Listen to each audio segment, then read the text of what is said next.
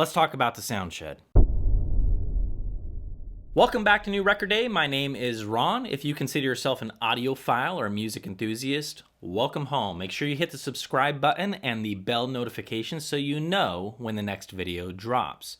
So in today's video, I just want to take a brief moment and catch you guys up to speed about the sound shed, both the YouTube channel, the sound shed, and then the physical location, the sound shed, which is going to be the future home of New Record Day. So let's get started.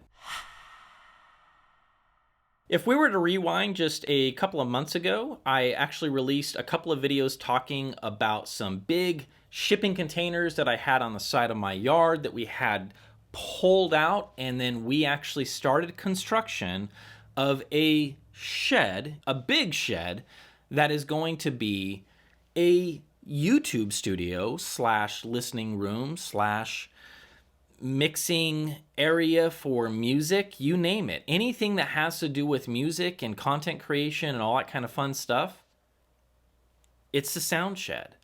And in these videos, one of them specifically, I talked about kind of the theories and the ideas that I was looking into in terms of tackling the shed, especially when it comes to acoustic properties. Now, in that video, which I'm going to link so you can check out and digest kind of what we talked about and catch up to where we are at right now, the big thing that we were discussing is the concept of sound inside a room and what to do with that sound, how to isolate that sound inside the room. And there's a lot of different methods to do this. There's a lot of different ways to kind of tackle that beast. And a lot of them have pros and cons. A lot of them have consequences.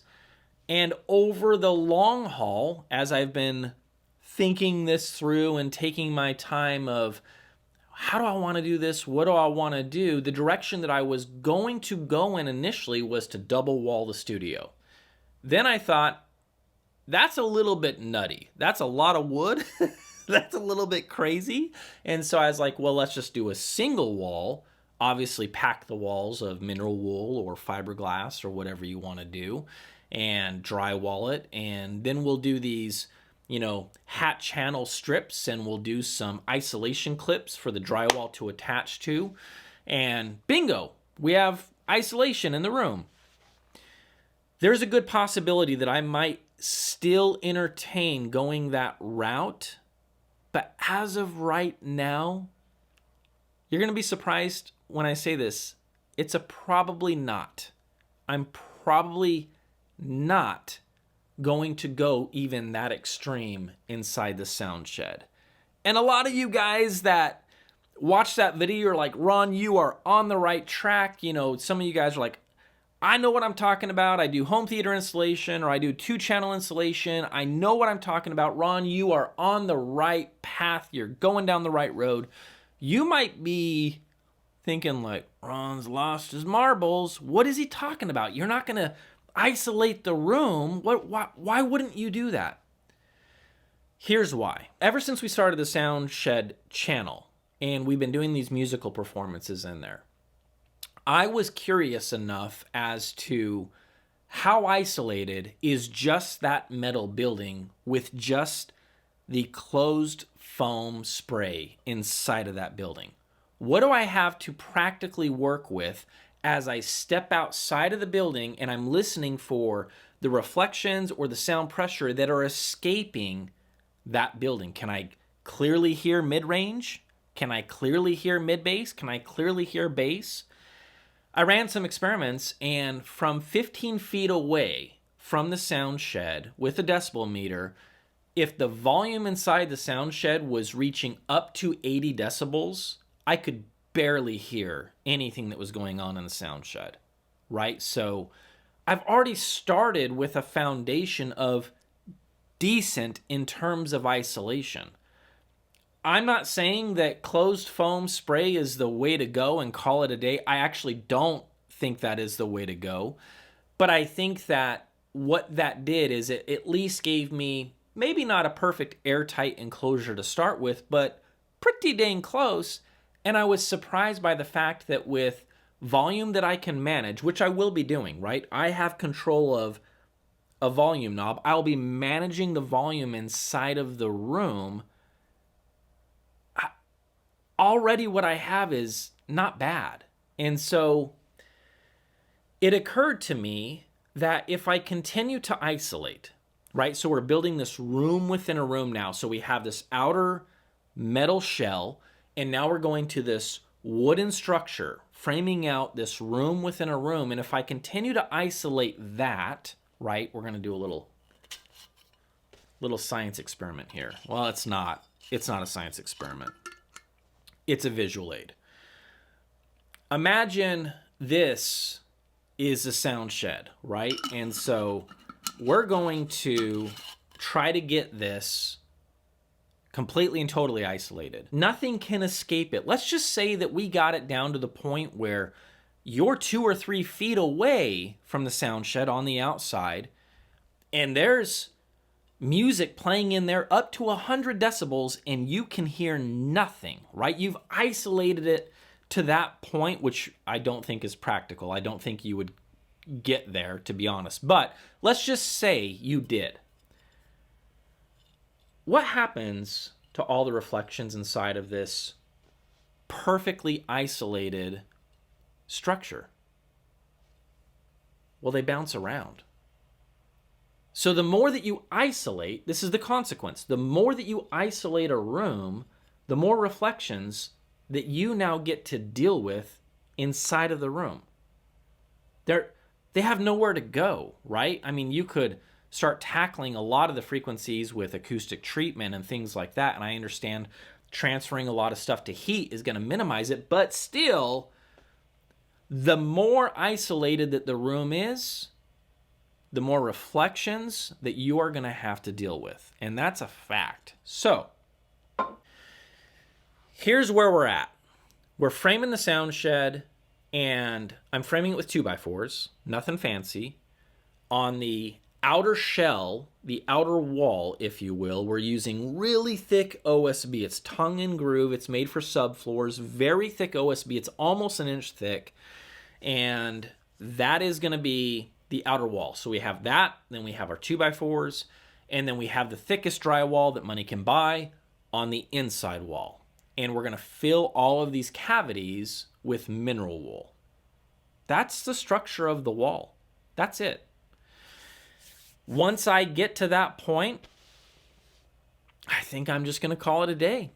I've thought this through, and I may still consider the channel strips and the isolation clips, but as of right now, it's leaning in the direction of no. It's overkill. I don't need it. I'm fine with whatever is going to escape that room at this point. It's certainly not going to bother my neighbors. There's no way in the world, based on what I have already, that I'm going to run into any kind of a problem. So that's the plan moving forward, and I want to show you where we're at. So I'm going to grab my phone, and I'll give you guys a quick tour and kind of show you the progress. It's kind of messy out there, but let's go check it out.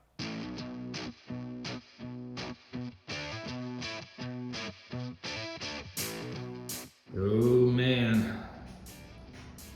I'm doing 24 on center for the spacing of the studs. So that was one of the things that we discussed before, and that hasn't changed. So that plan is still in place. And these guys that are on the ground right now are the sidewalls. They're just too heavy for me to pick up, so I'm gonna have Sarah do that for me later. And then we just started construction on this set over here, which will obviously be lifted up and set to the sides here. But yeah, I mean, this is kind of where we're at. I mean, we're kind of cruising along, and I've been surprised by how much I actually enjoy framing. It's really wild. I've actually had a great time. And so you can see, I mean, these walls are very, very tall. I mean, up to the tip of the sound shed, that's 12 feet. So this is gonna be just under 11, like 10 feet, 8 inches, somewhere around there, you know, to the ceiling, to the top of these walls. They're tall, which is awesome. And so I have that working to my advantage. And yeah, as I mentioned, 2x4s and then mineral wool. which is on its way, is going to go in the cavities. And some of the details that we're going to be working on down the line is, this is the only entry to the sound shed. And so when I mentioned in the video, you know, like, this thing is airtight. It's pretty dang close to freaking airtight. It is as close I think as I'm going to be able to get, but this is the only opening. And so I may pay a little bit more careful attention to the sealing around the door to make sure it really is airtight. I got a big old giant 4-foot door, which will come in handy with bringing in gear. And when this thing closes up, it gets pretty quiet in here outside of just, you know, the massive reverb that we've been dealing with. But yeah, so that will be some of the details that I'm going to be, you know, working on. And then also the corners I'm going to be detailing out. And there's going to be a practical solution to the corners, as well as using them for acoustic treatment at the same time. And what I mean by that is, I want to trap bass, obviously, right? And so I'm thinking about doing some really cool benches that might even go at a 45-degree angle. People can sit down and hang out in here and build in the bass traps into the benches. And so using, you know, acoustic treatment in the benches. And so when we get to that, I'll walk you through the design and kind of what we're doing and how we're doing that. But yeah, man, oh man, we're cruising. I got a drywall lift. So when we get to the drywall, we'll be hanging drywall up here. I've never done that before, and we'll see how that goes. But at the same time, I've never framed before, and well, there's some walls that we framed. So want to thank Brendan Bell for helping me out. He's been a huge help so far. If you guys aren't subscribed to the Soundshed channel, Brendan is one of the guys that plays on the Soundshed and is a great friend of mine. And so special thanks to him for helping this go a lot faster than if it was just me doing it. And yeah, with that, I think that's all I got. So we'll catch you guys in the next video. Make sure you subscribe, and yeah, we'll see you soon.